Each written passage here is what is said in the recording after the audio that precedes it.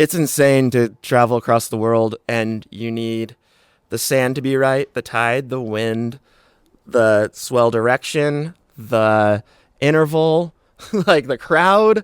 All these elements need to come together, and when they don't, sometimes that's like just as worth documenting, because surfing's just funny like that. It's such a bitch. Yeah. Yeah. And that's what draws you in. Yeah. It like it hardly ever just gives you what you want, but it keeps you like wanting it.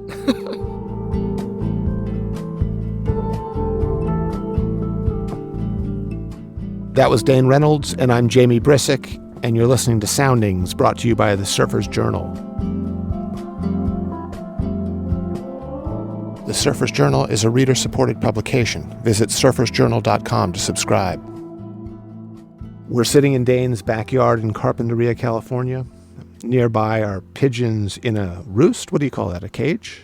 Pigeon coop. Pigeon coop. Pigeon coop. There are trains, there are leaf blowers, and there are planes flying overhead. How's this whole pandemic quarantine thing gone for you? It's been, I mean, it's the same with everyone, just a major change and pretty disrupting. I mean, just like career-wise or whatever that is anymore. But right when it started in March, I remember I was just starting my new, like, latest, like, sort of project. And then all of a sudden the beaches were shut and no surfing, no traveling. And we've kind of like figured it out and kind of just have been basing it pretty locally. And have you been able to surf throughout?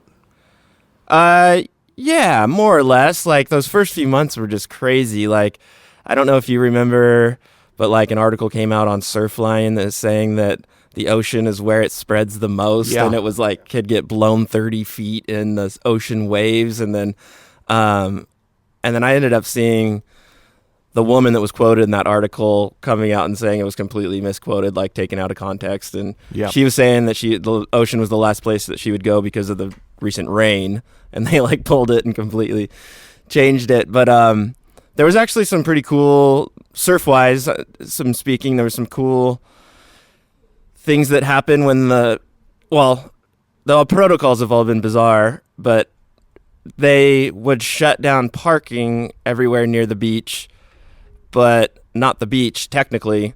So you could park like a mile away and ride your bike to the beach and there'd be nobody there. There was some pretty cool days like that.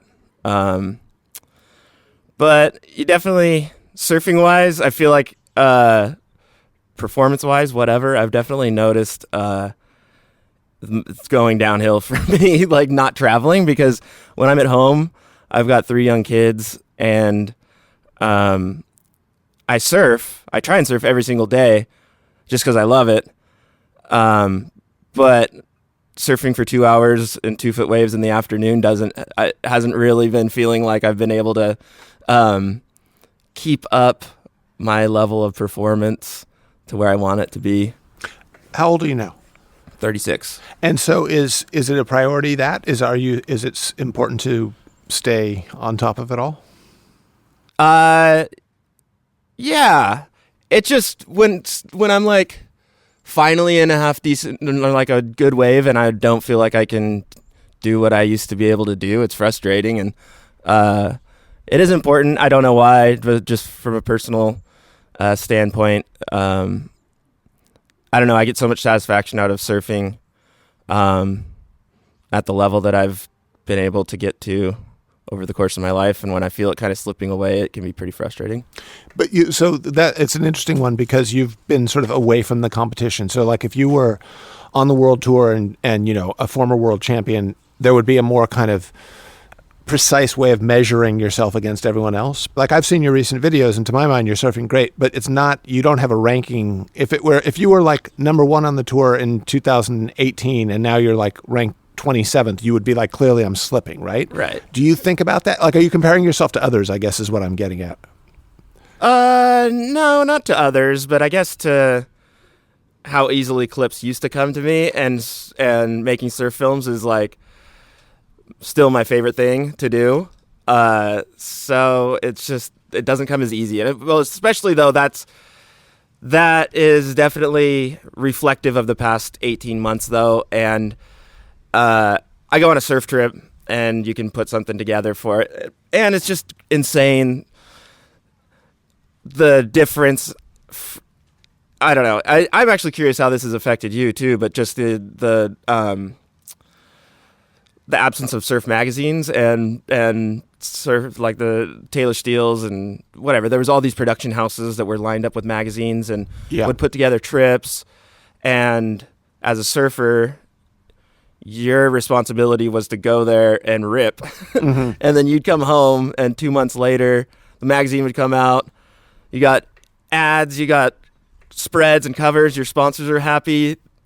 I don't know. There was like this weird, there was the system.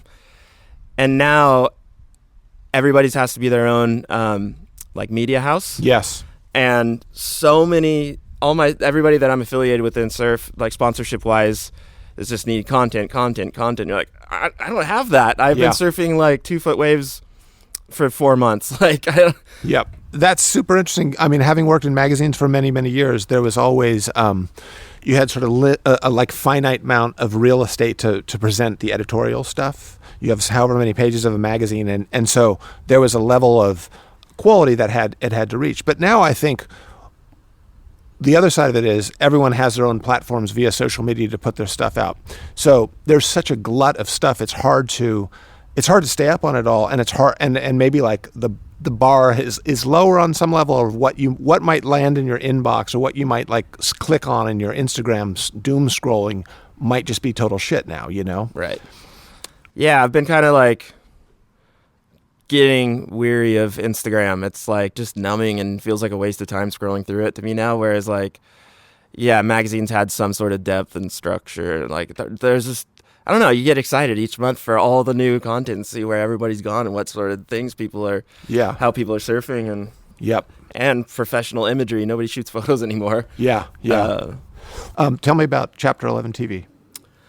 So I started Chapter 11 TV like in February of last year. So that was right when everything kind of changed and travel ended, and somehow we were still able to make like 11 videos in the first year. But it really started because one of the kids that I surf with a lot was like asking for all this sponsorship advice and like was curious about like opportunity at Former. And I was like, if you can get money anywhere, any money for any sponsorship these days, like take it. Like I wouldn't want, because Former's a small company and we can't really support surfers yet. And then I'm asking him like, where do you guys go? Where do you put your content? Like, where do you, if you have like a bunch of good footage, where are you putting it? And they're like, we don't really know. And so there was part of that. I kind of wanted to, I still enjoy making surf films and being in them and surfing every day, but it kind of grows a greater purpose when I involve the guys that I'm surfing with, and it can benefit their careers too. And I just like sharing it's kind of like a lot of implied storytelling. There's not, it's not like vloggy or whatever, but I find a lot of irony in everything. Just being 36 and trying to get put out surf films feels funny sometimes. There's a lot of funny stuff that goes on in daily lives, and in the surf, I find a lot of like surf culture and like the fraternity around it and the community aspect. Just a lot of funny things, and I try to kind of document that. Mm-hmm, mm-hmm. Yeah, I mean, it's interesting. Your career has happened sort of on the sidelines, but also like very front and center. I was watching your film, Chapter 11, and there's a really interesting bit where I think the sort of pressure's on for you in a big way in your sponsorship with Quicksilver. And I want to say you're at a contest, maybe at Trestles, and you sort of break down, it seems. Yeah. What now that we've had some years since then, when you think back on that, what happened? I was traveling so much, and I think 26 is kind of a weird transitional part of your life. I think for me, at least, that year was just learning to be an adult. Being a professional surfer doesn't teach you how to be an adult, and just getting it in. There's a lot of stressful things going on at home that year with where I lived, and I was just on a busy corner next to a surf break, and I had a couple friends that were going through like bipolar stuff that would just stop by at all times of the day, and I felt just so exposed, and like it was just really, I don't know, there's just a lot of stuff going on, and I was traveling and putting too much pressure on myself to do the best surfing I've ever done, and basically I guess just wearing myself thin, and it just unknowingly spilled over during a heat with, well, I was about 15 minutes before the heat with Gabriel Medina, but during the heat I was in complete panic, and I still have anxiety and stuff, but I understand it now. But at the time, as anybody that's had a panic attack knows, it's just thought I was dying. When I got out and I ran to my car and I called my girlfriend, and she's like, she was at a wedding. I was like, I think I'm dying. And I was driving to the hospital, and then she talked me out of it because she had the experiences like that before, and then I just like passed out, and then the biggest problem was it kept happening. I was in Mexico and it happened again. And then I was like going in a grocery store in town and it happened again. And like suddenly I couldn't go outside, and Courtney couldn't have people over. I couldn't I turned into like, I just locked myself in the house for like months. Yeah, I've dealt with a lot of stuff similar, so I relate. Did you ever at any point just go, I might just want to drop out of all this, kind of like? I didn't know how there was no ending in sight for months, you know? Yeah. And then when I say drop out of all this, I don't mean jump off a tall cliff. I mean more like just not be in the surf media anymore, not be a public figure, I guess. That never crossed my mind. I just wanted to get out of it. Yeah. Went to lots of therapy and like medication, and then even then, like my wife had to travel with me for years, like, and then just something you got to keep working on. Yeah. What a crazy thing though, because that thing, which I imagine to some degree had to do with being in the public eye, your Chapter 11 film, which is fantastic. I enjoyed so much, by the way. Thank you. Probably made you even more adored exposed by your fans. Oh. Yeah. I mean, it's like by basically, so many people jump into the spotlight and they're like hams. They're like, look at me. I want this. Give me as much fame and attention as you possibly can. Mm-hmm. You sort of turning your back to it askew to a certain degree has, I think, made people like their appetite for Dane Reynolds videos even bigger. You know, I think people love you for that, which is ironic. Talk about ironies. Yeah. Yeah, definitely ironic, but I think that's just like naturally because you obviously like the attention and you want to be recognized for your skills that you've like spent your life developing and working on. But yeah, I don't. Certain attention is strange. I don't know. Yeah, I don't. No, I get it. I mean, I think. I'm a writer and I want as many people to read my words as possible, but I don't want to be recognized in the supermarket. Right. You know? That's exactly it. It's like there's a thing that you do that you want, that for sure you want the adulation, but then you won't want it to follow you everywhere you go, I guess. Right. What about, do you ever think about your choice to not sort of follow contests? Do you think, do you ever any regrets there? Do you ever think like, wow, I could have won a world title if I would have put my mind to it, or does it seem like that was never going to be a thing?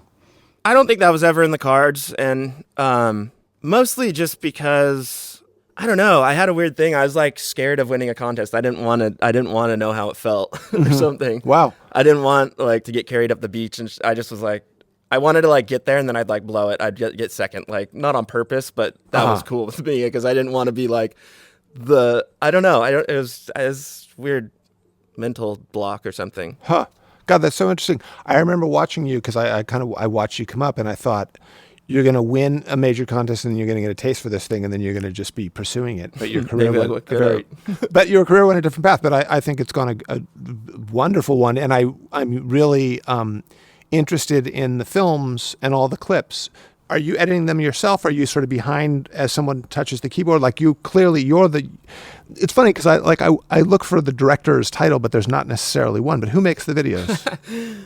Well, I think it'd be weird if I took credit for it because I don't like, that's just, I don't know. That's kind of a weird self-indulging thing, like to make a film out of your surf clips, but I just really enjoy the process from riding the waves. First of all, traveling and going places. Riding the waves is the best part, but I enjoy kind of everything about surfing, being in the ocean, riding waves, capturing them, like studying my own surfing, hearing a song and being like, oh, that like matches that session's vibe. Like, that would be sick. And then putting it all together. And I've worked with editors before, but I kind of freak out because actually out of like, probably a lot of it is being overly self-deprecating. Like I hate a certain thing that I'll do right after a maneuver. So if that frame is in there, I'm like, I just kind of like was micromanaging editors for a little bit. And then I was just like leaning over and just like touch the keys. And then it's just so easy these days. Like the programs are so user-friendly. And if you just have a problem, you Google it. And I have a guy I'm working with right now that we're kind of both sharing the editing role, which is cool because I'm like the most excited about all my projects as ever, but I also at the same time have the least time I've ever had. So it's cool to have somebody. Hunter Martinez is his name.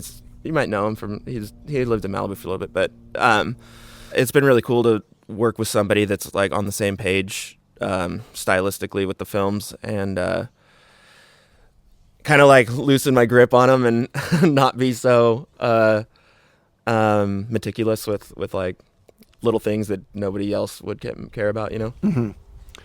So making the films, do you work when you're sort of sitting at the keyboard, do you work in the mornings, at night? I'm really curious about that. And I say that just because I like film making in general, and surf filmmaking fascinates me.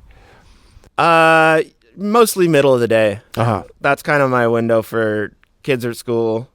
And I can but I'll have like ideas for tracks or matching like a session to a track or just make those connections when I'm like driving or and then when you have that idea, it flows so easily. Yeah. If somebody like asks me to make a movie, say Former or whatever, if I need to make a film, they need it by this date, and I just sit at my computer, it'll just like nothing happens.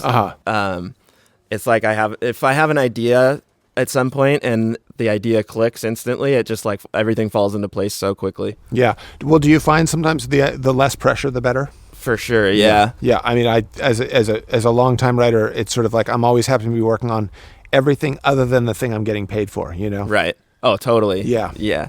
How does a typical day go for you? Well, it's been lots of typical days the last year and a half without traveling. I've done a few quick trips recently, which is cool, but it's weird because now traveling feels like such a commitment because I've been in such a like routine. So most days, if I think that the waves are going to be pumping, I'll be trying to get to the beach in the dark, although it has been so long since that has been worth it. I don't know what it is, but just like dawn sessions around here for the last few years just haven't happened. Even if sometimes it gets good at 10 a.m., but I wake up like 6:30, feed the kids, take them to school, come back, and then I'll work on my computer for a bit, and then usually go surf. Depending on the tide, kind of, make my day around the tide pretty much. Yeah, sure. And whether or not anyone can pick up the kids from school, and then almost always home by 5:30 to bathe, feed kids, and read them a book and go to night. Nice. Then watch a show or something.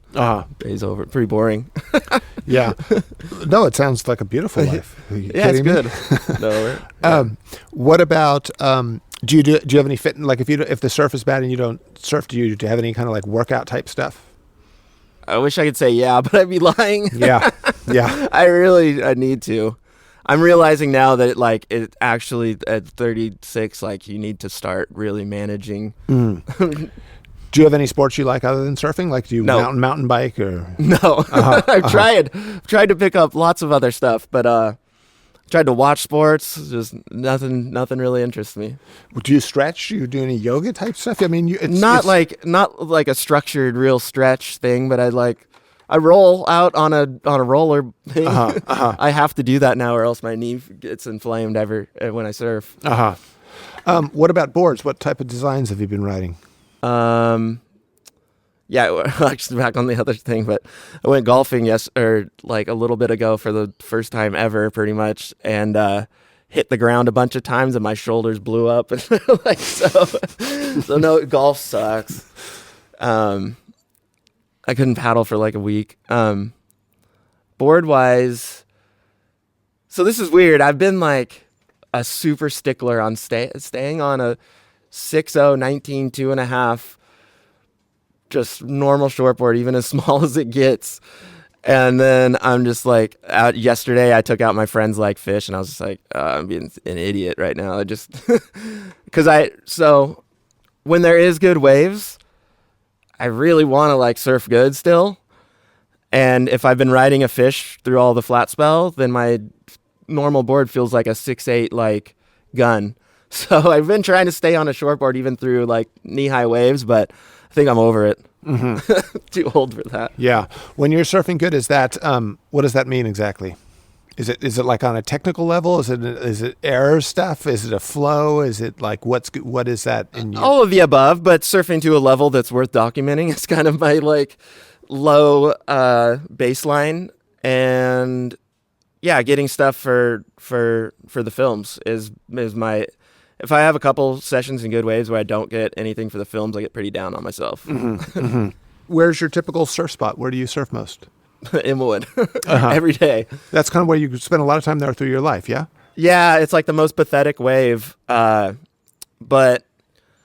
throughout most of the summer, we pretty much just go there every day because you could surf the harbor in town, but it's like so crowded, and for some reason I just hate the shape of the wave.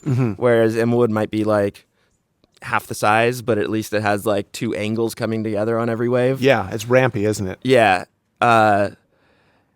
It's super fun if you don't surf it every day, and then you like, it's a love-hate thing when you day in and day out surf the same wave, and it's kind of a pathetic wave, but sometimes it's all we got. Yep. If you sort of think back on all your years of surfing, making films, competing, everything, is there something that stands out that as being like that was when like it all came together? Whether it's a session or like quality waves, how you were performing, like is there a period where you're like, I was so in the groove at that point? Absolutely, yeah. And it was right before my panic attack. I was just going everywhere. I was just recently off of tour, and I wanted to prove that I could do my best surfing I've ever done, like in a film, not on tour. Kind of, or something like that. I don't know. I had some weird thing to prove, but there's one moment that I definitely can remember was surfing a river mouth in Japan, where it was like knee high, and we all paddled out. And it was like knee high Topanga and kind of fun, whatever. And then by 3 hours in, it was like overhead and pumping, and then it just got better and better all through the day. And just surfing with John Yaden and Dylan Perillo, and kind of was the best surfing I'd ever done, in the best waves I could possibly imagine, and just everything came together. That would be like definitely a peak moment. And like, I swear that's when John got good, was that day. Not really, but he like, I feel like he wasn't the best 16-year-old, and then he came on that trip and he was like 17 or 18, and then he was just like blowing my mind, like just putting his board in places of the wave that nobody else was, and just like incredible. That's interesting. You make me think. I'm reminded of like throwing four really good musicians together and how they can lift each other's games. Right. It was definitely an element of that, and just everybody was so stoked and excited about how good the waves were, and it was just like that. Yeah, that's such a memorable day. Just of what you like work towards, all these flights and all this like time and effort that you pour into like surfing. It can feel ridiculous when things don't come together, and then you have a day like that, and it's like everything makes sense. You're like, this is what I do it for. So you mentioned anxiety or a kind of anxiety attacks, right? But at the same time, my knowledge of you, and I don't really know you, but I know your persona, you seem really lighthearted and self-deprecating and kind of very like easygoing. Yeah. Is that just the mask? No, I don't know. I don't know why those two would have to be mutually exclusive. I'm not certain. That's kind of the thing. You know how like comedians are like known to be the most like depressed, like awkward individuals. You know what I mean? It's like, I think that maybe the being able to look inward and find irony and self-deprecation maybe goes hand in hand with being an anxious or depressed or have low self-esteem or, whatever. I think that those things maybe go hand in hand because it's your way of like making light of the situation, you're like, yeah, I know, absolutely. Like judging yourself instead before somebody can judge you or, something like that. I'm with you on that answer. I think that's a really good answer. And I definitely don't think they're mutually exclusive. Do you, given your sort of fame and how adored you are as a surfer, is that with you all the time, or do you feel like the usual kind of vulnerable adult in the world just trying to get by? That's hard to say. That's interesting because I went to Catalina a few months ago with some friends who are not famous in any way. And I know I have a low level of fame, but it's actually almost odder because I'm walking around Catalina and I can't tell who recognizes me and who doesn't. I'll catch like walking down a boardwalk or something like that, whatever, or in a public place. I'll like catch somebody look at me weird or just like kind of double take. And I'm just like, oh, they recognize me, whatever. And then I'm like, wait, am I crazy that I think everybody's recognizing me? And then I was talking that then I did get recognized like a few times while we were there, and they were like, that must be so weird. And I like don't even really know as an adult any different. So that's just my normal. And I was like thinking about it. I was like, that would be so weird to be completely anonymous. And that would be really cool just to be walking around. Not like, for instance, I got a drink at a bar. The guy took forever to get to me. This is in Catalina as well. And I watch him, other people, there's nobody in line, but he's going and getting drinks for other people forever. And then he finally walks up to me. He's like, whoa, Dane Reynolds, what's up? What can I get for you? And anyways, he gets me the drink and I'm like, motherfucker, I got to tip him good. He'll go home with a story. Dude, Dane Reynolds doesn't tip shit. Like, do you get recognized a lot? Like if you go to the supermarket around here, or someone coming up in the produce aisle saying, "Hey, dude, I like your new drop." Or for sure, yeah, yeah, quite often. More so if I'd go anywhere outside of like Ventura and to Santa Barbara, though. But I think that's more so because maybe that's just a normal occurrence around here or something. Sure.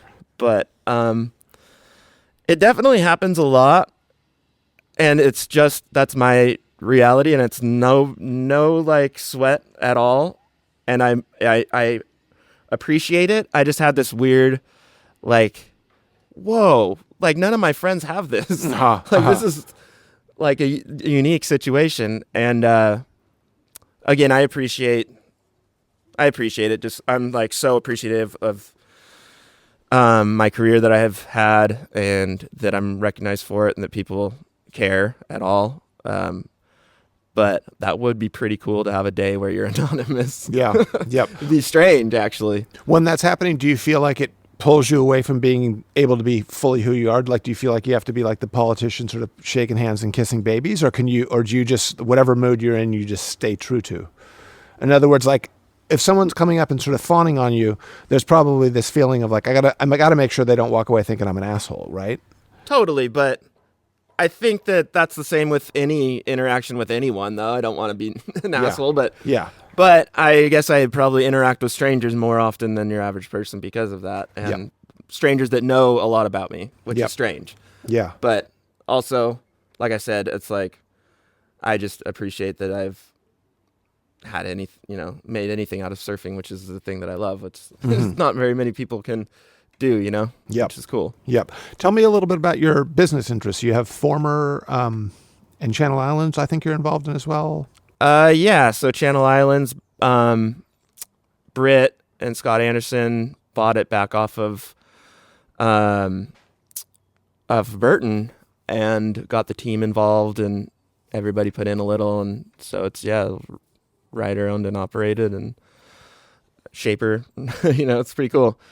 I really dig Channel Islands. It's so cool to go in there and just see like everybody in their surfs. It's like I don't know. I feel like I grew up with people like hating on Channel Islands for being like the biggest board company, but they're still so core in my eyes. Like they're not making stuff in Taiwan and, doing a lot of the other stuff that other brands are doing. So, and then Former, basically when I quit Quicksilver and made the film, Chapter 11, I just like had in my mind that this narrative all led to me starting my own thing. And I like looked around the surf industry and didn't really think that it reflected my tastes and any of the brands that I saw. And I happened to be friends with Austin Gillette and Dylan Reeder, who are professional skateboarders, and wanted to try make something. And then Craig quit Quicksilver too and came on board, and I was just like, we can't fail. This is like, in my eyes, two of the most influential skateboarders in their industry and two of the most influential surfers. Like, that's as much as I'll say that about myself, but whatever. And then I made that film, Chapter 11, and I like created my narrative that that's what we had to do. And then the reality set in that business is not what I thought it was. Running in what way? Business. Just the endless cycle of having to create product and sell it to keep any money in your pocket, to keep the lights on. Yes. But now are you guys, because you guys are great athletes and your probably priority is to be in the water, do you run the business, or did you sort of hire out people to handle that side of things? Well, so we didn't know anything. We didn't know shit about shit as far as running a business. We were just like, we can't fail. And then we just hired a couple friends that were creative, and they made some cool graphics, and we were just like, this is it. Like, we're going to kill it. Mm-hmm. And then we released our first like product launch 18 months after starting. And that was, there was a lot of like red tape, and it took a while to get even to market. And we had spent all of our money by the time we went to market. And the first product launch went insane. And we were just like, yeah, everything worked. We killed it. And then we didn't have product for like 6 months and used all our money from the launch again, and we're broke again. And our friends that we hired are getting angry because they're not getting paychecks on time and whatever. And it got to the point where we just weren't a functional business. Mm-hmm. And I'm so hard-headed I wouldn't hang it up. And so I moved it into this garage right here, and I ran it for 18 months out of my garage, doing shipping, handling, customer service, ordering product, photographing the product, running the Instagram, doing everything for 18 months. And at the end of that, I was just missing surfing. Mm-hmm. I felt that was actually really significant because right when I moved it out of this garage and wanted to start my surfing blog was February 2020. Oh, wow. And my business partner, Austin Gillette, he got sick of me running the business at such a low level, because I would just like buy shit from a drop shipper, draw some stuff, screen print it, and then put it online. That was like how I was running the business. Mm-hmm. That's all that I knew how to do. Yep. And that was like enough for me to like swallow. Yep. And I was paying down credit card debts.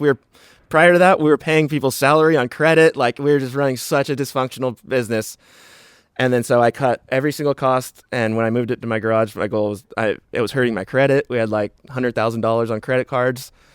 So in that 18 months, I paid off everything, and we were completely just like clean slate for a business for him to take over. And he rented out a place in LA and was picturing it being like more of a community sort of event space. Yep. And growing the business that way.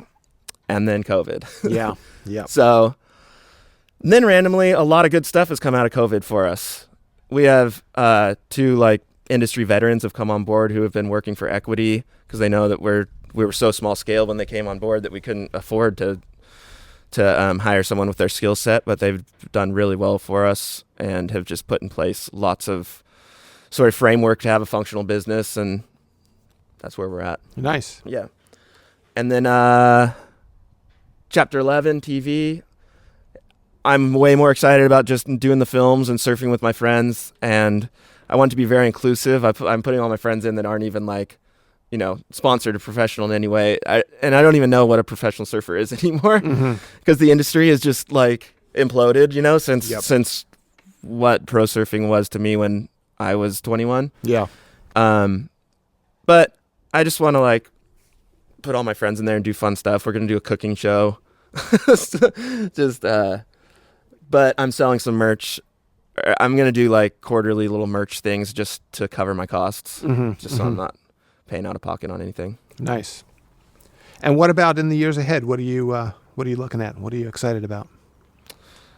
Just getting back on the road and surfing more. I've like through having kids and running a business, and then now COVID, I have like so much more of an appreciation for surfing and just all that. I don't know.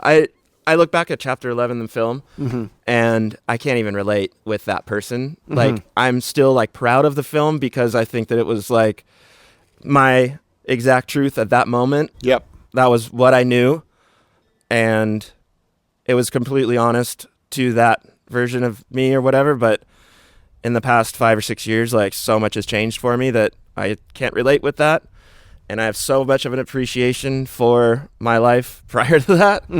And I just, when I go on surf trips with like 20-year-old kids, they're like, oh, I'm tired. And I'll surf like, twice as amount as them and be like more amped, like getting them out of bed in the morning and shit, like, come on, we're blowing it. Yeah. It's okay, I think, to be true to who you are at the time. And I grew up reading surfing magazines, and that was like the version of the Bible for me. And many years later, I became the editor of Surfing Magazine. It happened to be at a time when there were sort of publishing interests that weren't really like core surf people, and it was all bottom line driven. It was like the Excel spreadsheets, we need to be showing profit. And it really it allowed the advertisers to get into the magazines and sort of muscle around the editorial. Right. And it broke my heart. And I say that genuinely, like, it hurt my feelings because I loved surfing so much. I hated that this is what actually it was. Like, you peel back the curtain and this is how it works. And from what I can tell, you had something maybe like that in the sense of like being involved with Quicksilver and going, oh, this is a whole different like machine than I thought it was. Totally. Yeah, that's it for sure. But now that I have a little bit more of an understanding in the machine, I look back at my perspective then, and it's like a little embarrassing that I was so, I don't know what the right word is, but idealistic maybe? More so just in what I made. I don't know, just kind of naive. Yeah. Yeah. What else? What are you most fired up on in your life right now? Surfing.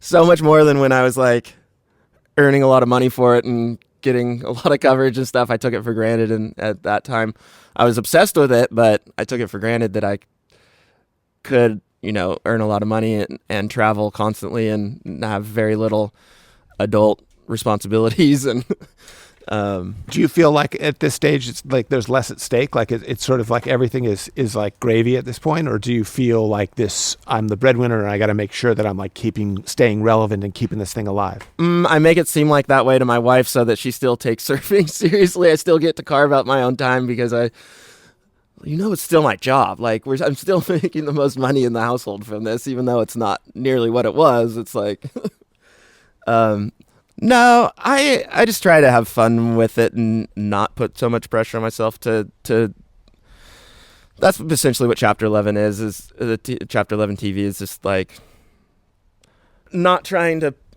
put out a snout forward part or something. It's more just documenting whatever level of surfing it is. And I'm lying though, because what I told you earlier is that I'm making myself surf a 6.0 potato chip thruster every day so that I can surf good when there's waves. But I don't know, maybe that'll always be with me. Just I don't know. When I first started surfing, all my friends had been surfing for so much longer than me, and I was the worst by far. And I like, maybe it's just still like that desire to, or it's like still within me, because I would like get up in the dark, even if I had 30 minutes to surf before school. I made myself surf before school every single day because I wanted to get better, be better than my friends. So that's probably something deep inside that's ingrained. Did it feel like a work or a duty, or did it just feel like a joy, or both? It was like a duty. Yeah. Like, started surfing when I was 10, and all my friends had been surfing for a couple of years because they lived at the beach, and then I moved here from Bakersfield, and I was just like so much worse than everyone, and I just wanted to be the best for some reason out of my friend group, and that became my like identity. Yeah. Let's just say like when you were, say, 17, I think is when you started to get sponsored and all the stuff to happen. Actually, a lot younger than that. Yeah. Well, 17 was what you started going on trips, right? Is that when it all? 15. Okay. Really random though. Like there was no reason I should have been on this trip, but Poncho Sullivan rode for Rip Curl, and I was like super low level Rip Curl kid. And he was going on a boat trip with Art Brewer, and his house flooded in Hawaii and he couldn't go. And they must have gone down the list, like somehow it got all the way to me. And next thing you know, I was flying across the world by myself at 15. It's pretty gnarly. No cell phones back then or anything. I can't believe my parents let me just hop on a plane to Indo. But I wasn't very good until I was like 18 or 19. Right. So, when you were 18, did you know it was all going to pan out for you, or did you still feel like I gotta make this thing happen? Or was there ever a moment where you went, it's all going to work out for me and I'm going to be one of the great surfers?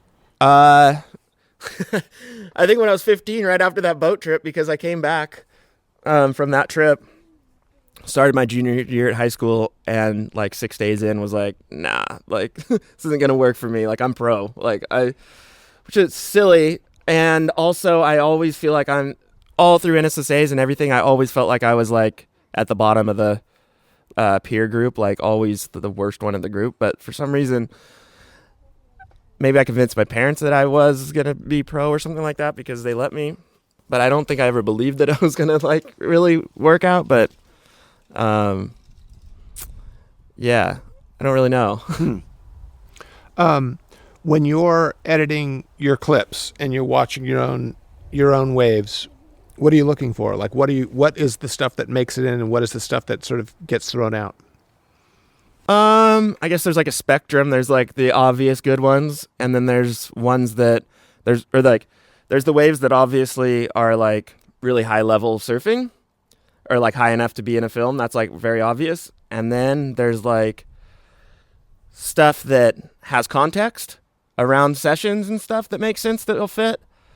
And then there's just funny shit.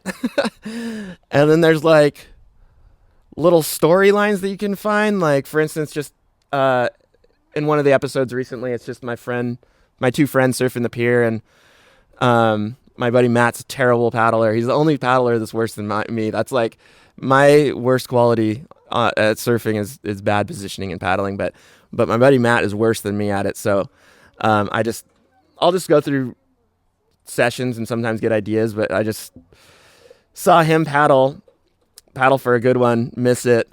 And then my other buddy Brad is out the back, and he takes the next one. He's like, you're not getting another one after paddling and missing it. And then they trade off a couple barrels. But like just little, is that a vignette or something? You know, little like. Yep.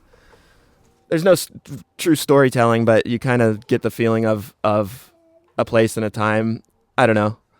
There seems like there's a sense of play and even like a level of self-deprecation. There are like hero moments, and then there are moments that are not hero too. Yeah, totally. Yeah. I mean, that's surfing. Yeah.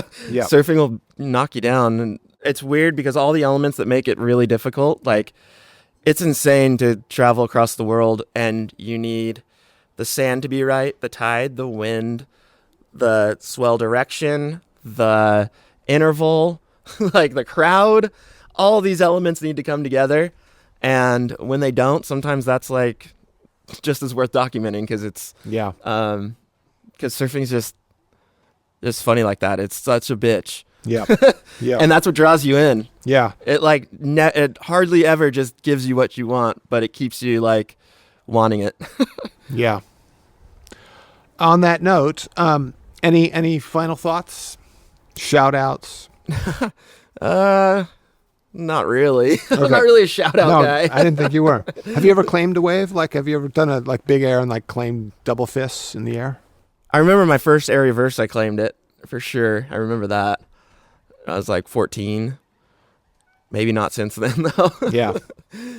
No, I don't know. I grew up in an era where that was like distasteful, where that was like shameful to do that. And, it stuck with me. I don't know. It's weird. Yeah. I'd say claiming is lame, and whistling people off waves, unless it's like a dangerous wave, is lame. There's just like lots of little rules that I just stick with me with as far as surfing goes. Yep. Yeah, Ventura was an interesting place, right? I mean, I surfed Ventura years before you, but it was localized. It was black wetsuits and clear boards. It was kind of, everything was very understated. Totally. Yeah, I mean, that's kind of stuck with me too. Yeah, I don't know. Ventura is definitely a unique. I mean, every beach town in California has their own nuances, but I don't know. Ventura's definitely got a vibe. Yeah, vibey. I recently heard Ventucky. You've heard that one, I'm sure. Yeah, my friend has a company named Ventucky. I thought that was a great nickname. Yeah, it's pretty funny. All right. Well, thank you, Dane. No worries. It's good to see you and Likewise. Great to chat. Yeah, cool. Cool.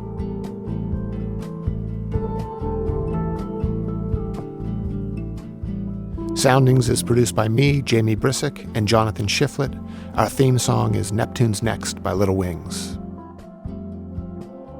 The Surfer's Journal is a reader-supported publication made possible by sponsorship from Birdwell, FCS, Patagonia, Rainbow, Vans, Vissla, and Yeti. To subscribe, please visit surfersjournal.com. Thanks so much for listening, and we'll see you again.